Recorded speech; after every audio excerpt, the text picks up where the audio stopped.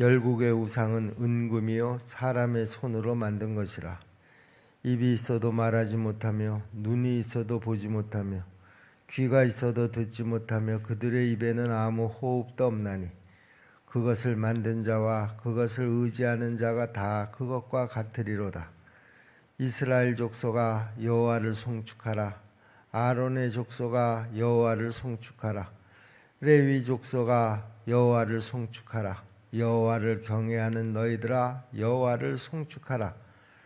예루살렘에 계시는 여호와는 시온에서 찬송을 받으실지어다. 할렐루야. 아멘.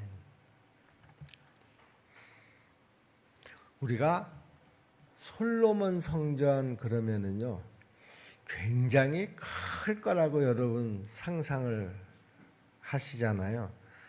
아주 그리고 화려할 것이다.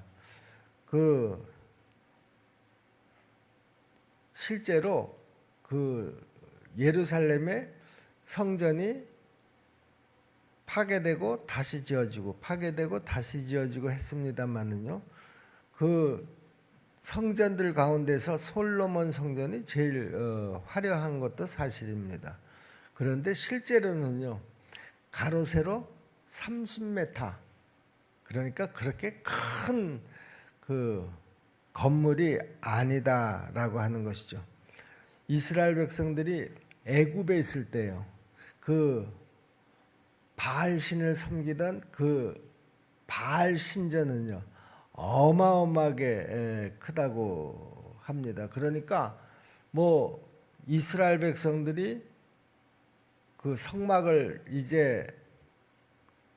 성막에서의 제사를 그만두고 솔로몬이 성전을 지었을 때 그 성전이 화려하고 어마어마하다 이렇게 표현을 합니다만은 애굽에 있었던 신전들에 비하면 이건 작은 건물에 지나지 않았습니다. 또 성전보다도 더 적은 것이 성막이었습니다. 성막은 여러분이 잘 아시는 대로 임시로 만든 텐트형 성전이었었죠.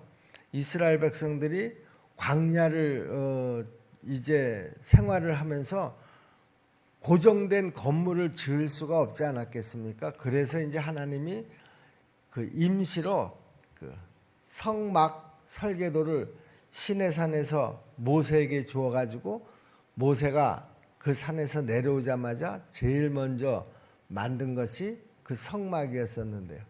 성막은 성전에 비하면 더 말할 것도 없이 초라했습니다. 그렇기 때문에 이스라엘 사람들도요. 과거에 애굽에서 자기들이 보았던 이방 신전들 또 신전 안에 세워진 우상들을 기억하고 또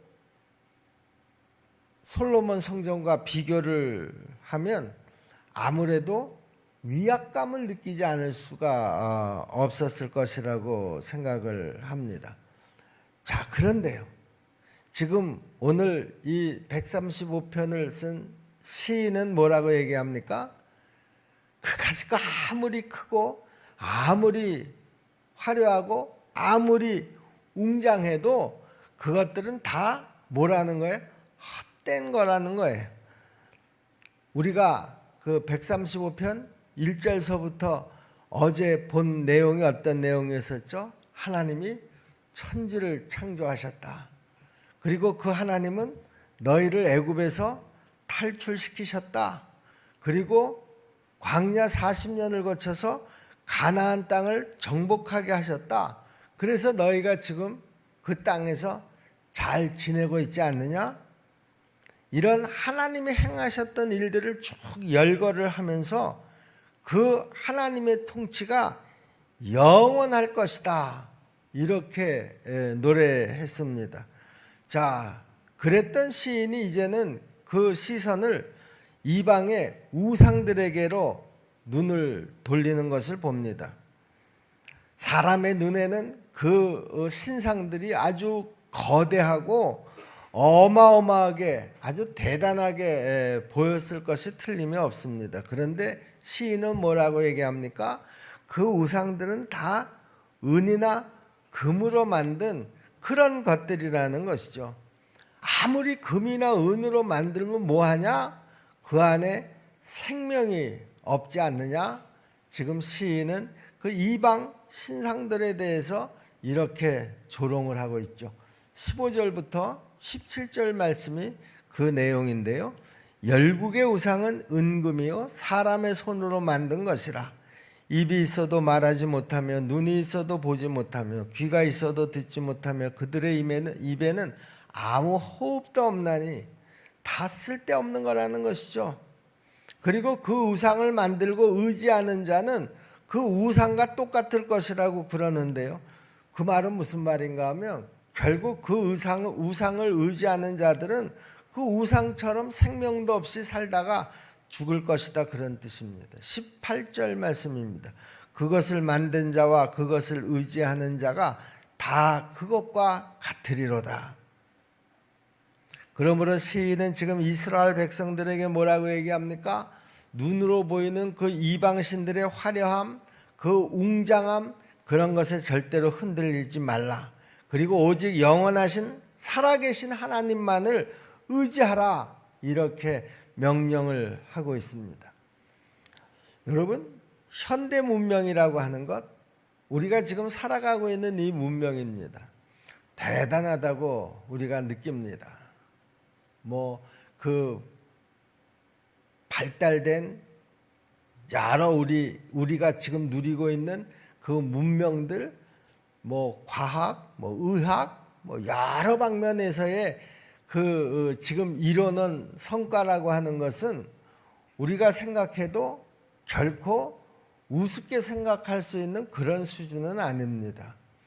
또 우리가 요즘 그런 얘기를 하잖아요. 100세 시대 그런 얘기를 하잖아요. 의학이 발달하다가 보니까 우리 그 사람의 그 수명이 100세까지 이제 곧 도달한다는 것이죠. 지금 80세 그 안팎으로 지금 우리 평균 수명이 올라오지 않았습니까? 8.15 해방이 되고 나서 그때 평균 수명이 42세인가 3세였었다고 그럽니다. 그런데 지금은 그 거의 한 2배로 그 평균 수명이 늘어난 것이죠. 저희 아버님이 49에 돌아가셨어요. 가만히 생각을 해보니까 다 그때는 그만큼 의학이 발달하지 않아서 아마 저희 아버님이 그때 지금 살아계셨으면 글쎄요. 여하튼 환갑은 넘으셨을 것이다, 그런 생각을 하는데요. 저희 아버님이 고혈압으로 돌아가셨거든요. 요즘은 고혈압이라고 하더라도 치료 방법이 아주 다양하고 재활치료나 이런 것들이 잘 되어 있어서 회복되기도 하고 그렇습니다.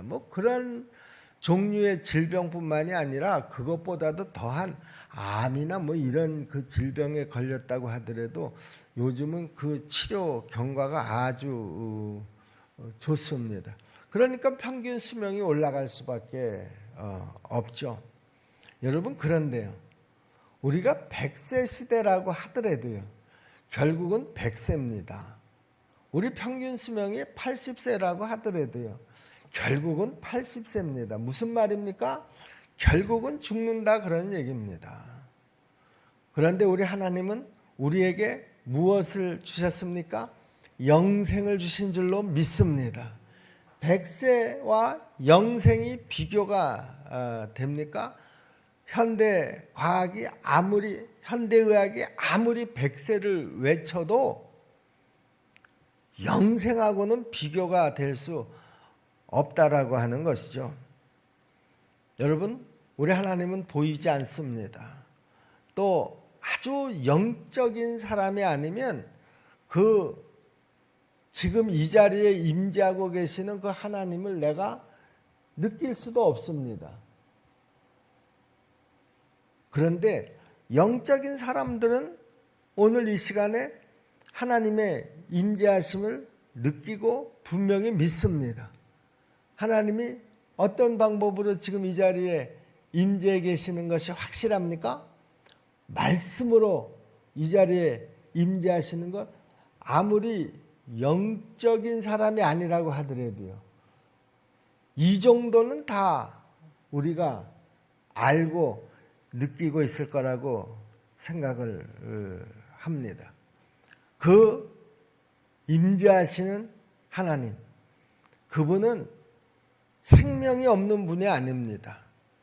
이미 그 수명이 다한 그런 분이 아니다, 그런 말입니다. 몇 천 년이 지나도 여전히 당신을 신뢰하고 믿고 따르는 자들에게 함께 하시고 또 세상 끝날까지 우리와 동행하시는 줄로 믿습니다. 말씀으로 우선 우리와 함께 하시고요, 아주 미세한 영감으로 우리와 함께 하시는 줄로 믿습니다. 세상의 과학이 아무리 발달한다고 하더라도요, 의학이 아무리 발달한다고 하더라도 다 제한적이라는 것이죠. 여러분, 그 애굽의 신전이, 그 신전 안에 있던 우상이 아무리 웅장하고 화려했다고 하더라도요, 그 신전, 그 우상들은 다 이미 사라졌습니다. 왜 사라졌습니까? 수명을 다했기 때문이라는 것이죠. 생명이 없었기 때문이라는 것이죠. 그런데 우리 하나님은 지금도 살아계셔서 우리 가운데 함께 하시고 지금 이 시간에도 우리에게 말씀으로 권면하시고 말씀으로 명령하시고 우리가 하나님의 백성다움에서 벗어나려고 하면 벗어나지 못하도록 막으시는 것을 여러분 느끼시고 계시는 줄로 믿습니다. 여러분, 그것이 우리의 신앙이고요, 그것이 우리가 믿는 하나님이 이 세상의 우상들하고는 비교를 할 수 없는 그런 존재다라고 하는 거예요. 세상이 아무리 과학이 발달하고 의학이 발달해도 우리 살아계신 하나님하고는 비교도 할 수 없다라고 하는 거예요. 100세 시대가 대단한 것 같지만 영생 시대를 우리는 살아가고 있는 줄로 믿습니다. 이스라엘을 역사적으로 이렇게 살펴보면은요, 그들은 주변의 강대국들의 위협에서 한 번도 벗어난 적이 없었습니다. 그 주변의 국가들은 의리의리한 신전과 또 금과 은과 보석으로 치장한 우상들을 내세우면서요, 이스라엘에게 자신들의 신을 섬길 것을 강요했습니다. 너희들이 섬기는 그 신은 보이지도 않고 정말 보잘것없는 신이다. 니네가 눈으로 봐도 알지 않느냐. 우리 신전에 한번 와봐라. 저 신전에 있는 저 신상들을 봐라. 너희들이 섬기는 그 여호와라고 하는 하나님하고는 비교도 할 수 없느니라. 믿을래? 죽을래? 막 이렇게 위협을 한 것이죠. 그런데요, 이스라엘 백성들은 분명히 경험을 했습니다. 특히 가나안 땅에 살면서 더 확실하게 경험을 한 것이죠. 그들 가운데는 그 우상들을 섬겼던 사람들도 있습니다. 그런데 오히려 그들은 그들의 신을 섬겼을 때 재앙을 경험했고요, 눈에 보이지 않는 하나님 성막과 그 성전에 임재하시는 하나님을 섬겼을 때예요, 오히려 그들은 승리와 평안을 누린 줄로 믿습니다. 그 하나님을 떠났을 때 그들에게 재앙이 임했고요, 그리고 결국은 망하고 말았던 것이죠. 여러분, 지금도 세상은요, 그 화려함과 웅장함을 내세우면서 우리 성도들과 교회를 위협하거나 또 유혹을 합니다. 세상의 권력을 가지고 예배를 드려라 말아라 그럽니다. 또 세상에 여러 그 발달된 과학 문명 의학을 가지고 우리를 유혹합니다. 신이 어디냐, 하나님이 어디냐 이러면서 우리의 믿음을 막 흔듭니다. 그런데 우리는요, 세상이 추구하고 섬기는 그것에는요, 생명이 없다라고 하는 사실을 우리가 잊지 말아야 합니다. 아무리 발달된 과학 문명이라고 하더라도 나와 관계성을 생각을 해보면 다 시간의 제한을 받는다라고 하는 것이죠. 공간의 제약을 받는다라고 하는 것이죠. 여러분, 과학 문명이 아무리 발달한다고 하더라도요, 의학이 아무리 발달한다고 하더라도요, 100년 그 이후에 내가 죽는다고 하면 그 발달된 과학 문명이 나하고 무슨 상관이 있느냐라고 하는 것이죠. 아무 상관도 없습니다. 나한테는 죽은 생명과 똑같습니다. 그런데 우리가 하나님을 믿고 의지할 때 그 100년하고는 비교도 할 수 없는, 그 지금 우리가 살아가고 있는 이 과학 문명하고는 비교도 할 수 없는 영원한 생명, 그 천국이 준비되고 있는 줄로 믿습니다. 여러분, 이것이 바로 우리의 믿음입니다.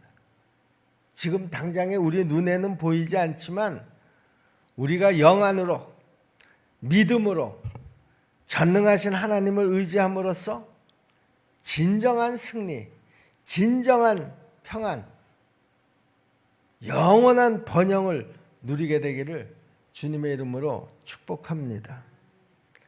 자, 지금 시인은 그래서 성전에 모였던 그 예배자들을 향해서 하나님을 찬양하라 이렇게 외치지 않았습니까?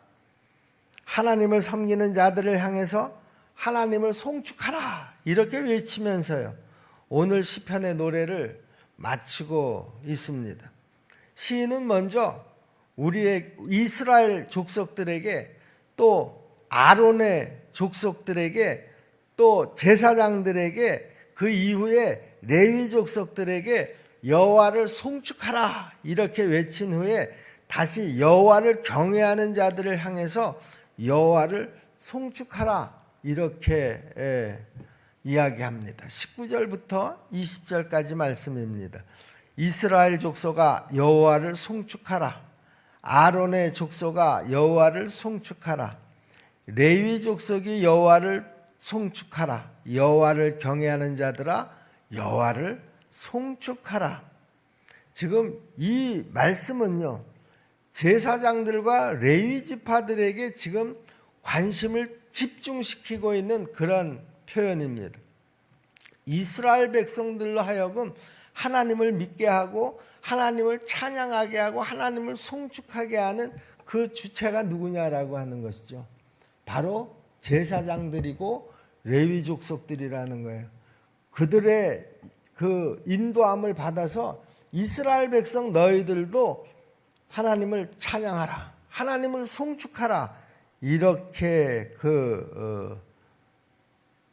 선포를 하고 있습니다. 그리고 또 이어서 예루살렘에 계시는 여호와께서 이제 시온산에서 너희들의 찬송을 받게 될 것이다 이렇게 선포를 하고 있죠. 21절 말씀입니다. 예루살렘에 계시는 여호와는 시온에서 찬송을 받으실지어다. 시인은 이렇게 이 시편을 마무리하고 있습니다. 예루살렘에 계시는 여호와는 시온에서 찬송을 받으실지어다. 이 말은요, 예루살렘 성전에 이스라엘 백성들이 그 성전 제사에 모두 참여해라. 그 성전 제사에 참여를 마지막으로 독려하는 그런 표현이 되겠습니다. 여러분, 우리가 이스라엘의 역사를 보시면은요, 솔로몬의 아들 르호보암이 그 지혜롭지 못하게 그 아버지를 이어서 이스라엘의 왕이 됩니다. 그런데 그는 그 이스라엘 전체를 다 끌어안지를 못했어요. 자기와 가까운 사람들의 그 친구들 이야기만 듣고 그 나라를 다스리려고 하다가 그만 나라가 두 쪽이 나고 말았죠. 12지파 가운데서 10지파가 떨어져 나갔습니다. 그리고 그들은 저 북쪽에다가 북이스라엘을 다시 건설을 했습니다. 그렇게 나라가 분열이 되고 나서 북이스라엘은요, 베델이라고 하는 곳과 단이라고 하는 곳에 금송아지를 만들어서 세웠습니다. 왜냐하면 자기 백성들이 예전처럼 절기 때라든가 특별한 때 하나님 앞에 제사를 드려야지 되는데 그 나라가 갈라지기 전까지는 하나님 앞에 제사를 드려야 될 때면 다 예루살렘으로 모였던 것이죠. 그런데 나라가 이제 두 쪽이 났는데 자기 백성들이 그 예루살렘에 가서 제사를 드린다 그러면 아무래도 그 나라의 어떤 통일성 이런 것들이 흔들리지 않겠습니까? 그래서 북이스라엘의 왕들이 아이디어를 낸 거예요. 그래서 베델에다가 단에다가 금송아지 신상을 만든 것이죠. 이 금송아지가 바로 여호와 하나님이시다. 너희들이 그렇게 믿고 이제 여기서 제사를 드려라. 이렇게 한 것이죠. 여러분, 금송아지 그러면 여러분 생각나는 거 있지 않습니까? 이스라엘 백성들이 홍해를 건너서 시내산에 도착을 하죠. 그때 모세가 시내산에 올라가서 하나님 앞에 말씀을 받을 때 산 밑에서 아론이 백성들과 뭘 만들었습니까? 금송아지를 만들었습니다. 그리고 그 금송아지가 우리를 애굽에서 인도해내신 하나님이시다. 그리고 오늘 여기까지 홍해를 건너게 하신 그 하나님이시다. 하나님이라고 믿고 너희가 따르라. 이러다가 하나님의 진노를 사지 않았습니까? 그런데 지금 북이스라엘이 똑같은 짓을 하고 있는 거예요. 예루살렘까지 갈 필요 없다라고 하는 것이죠. 여기 베델에서 여기 단에서 가까운 데서 이 금송아지에게 제사를 드리면 된다. 그리고 실제로는 제사는 누가 집례를 해야 됩니까? 제사장이 집례를 해야 되잖아요. 레위 지파들이 그 제사를 도와야지 되잖아요. 그런데 실제로 북이스라엘에서는요, 제사장들이 레위인들이 제사를 집례하지 않았다라고 하는 것이죠. 그리고 북이스라엘이 아수르의 멸망을 당할 때까지 그들은 예루살렘으로 돌아오지 않았습니다. 여러분이 잘 아시는 대로 솔로몬이 그 성전 건축이 언제 완공이 되었는가 하면 솔로몬 왕 11년에 완공이 되었습니다. 그리고 솔로몬은 40년 정도 통치를 했습니다. 그리고 나라가 갈라진 거죠. 그러니까 나라가 갈라지기 전에 그 이스라엘 백성들이 성전에서, 솔로몬 성전에서 같이 제사를 드린 시간이 어느 정도 됩니까? 솔로몬 왕 11년에 성전이 완공이 돼서 40년 동안 통치를 하다가 르호보암이 이제 다시 왕이 되어서 나라가 갈라졌으니까 그들이 함께 예루살렘 성전에서 제사를 드렸던 시간은 한 30년 정도 밖에 되지를 않았습니다. 자, 그런데요, 지금 시인이 강조하는 것은 뭡니까? 하나님께서 모세에게 약속하지 않았느냐라고 하는 것이죠. 어디서? 시내산에서. 하나님이 다윗에게 약속하시지 않으셨냐라고 하는 것이죠.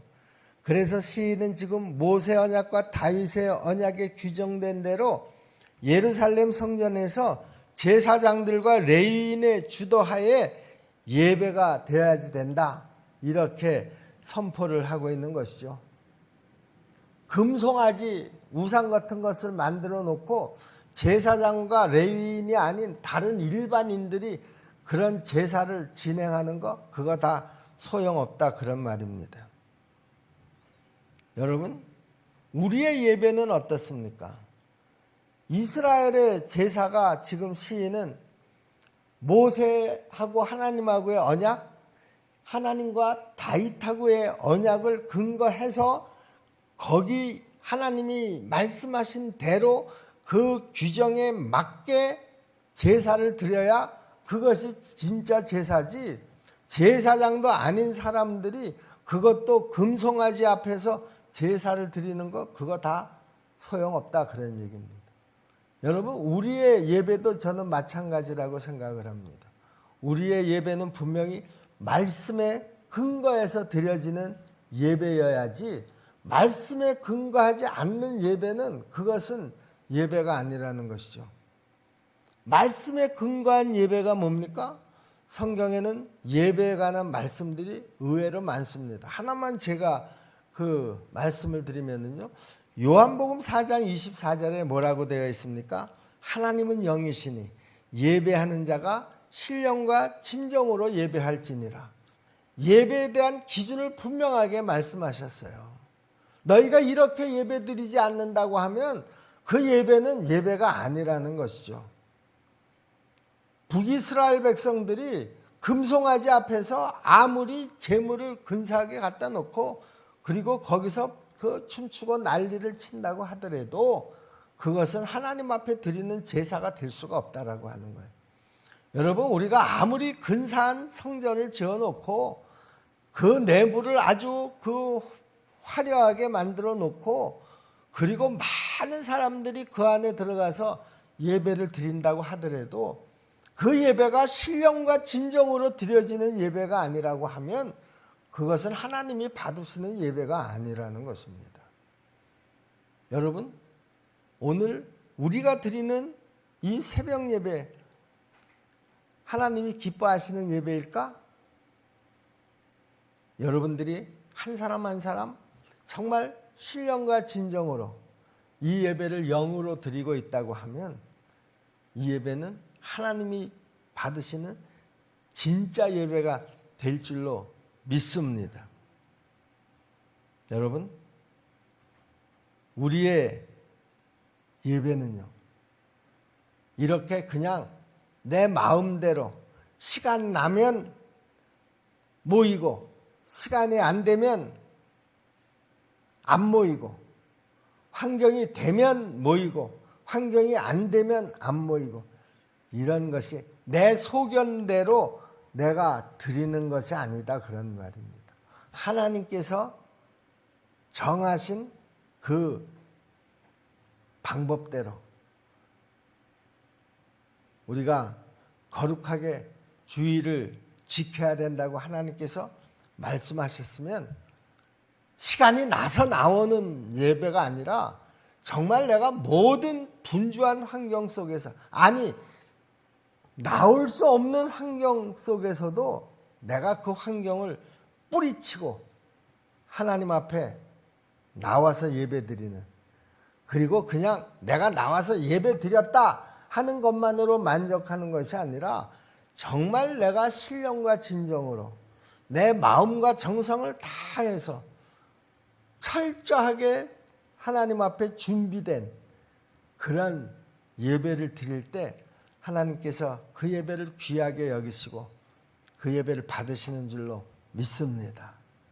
우리 십정동의 모든 성도들이 이렇게 하나님 앞에 예배드리는 한 사람도 빠짐없이 다 이렇게 신령과 진정으로 하나님의 말씀을 따라서 예배드리는 그 시간이 올 때까지 여러분들이 항상 기도로 그 중심에 설 수 있게 되기를 주님의 이름으로 축복합니다. 여러분의 그 믿음이 우리 십정동교회 예배의 미랄들이 될 수 있기를 다시 한번 축원합니다. 기도하겠습니다. 은혜로우신 아버지 하나님, 하나님 앞에 드려지는 우리의 예배가 사람의 방법으로, 사람의 생각으로 드려지는, 내 소견대로 드려지는 그런 예배가 아니라 하나님께서 우리에게 가르쳐 주신, 명령하신 그 방법대로 드려지는 예배가 되게 도와 주시옵소서. 환경에 흔들리는 예배, 또 내 형편에 따라서 드려지는 예배가 아니라 하나님의 말씀대로 드려지는, 신령과 진정으로 드려지는 예배가 우리 십정동교회 안에 충만하게 도와 주시옵소서. 예수님의 이름으로 믿고 기도하옵나이다. 아멘. 하늘의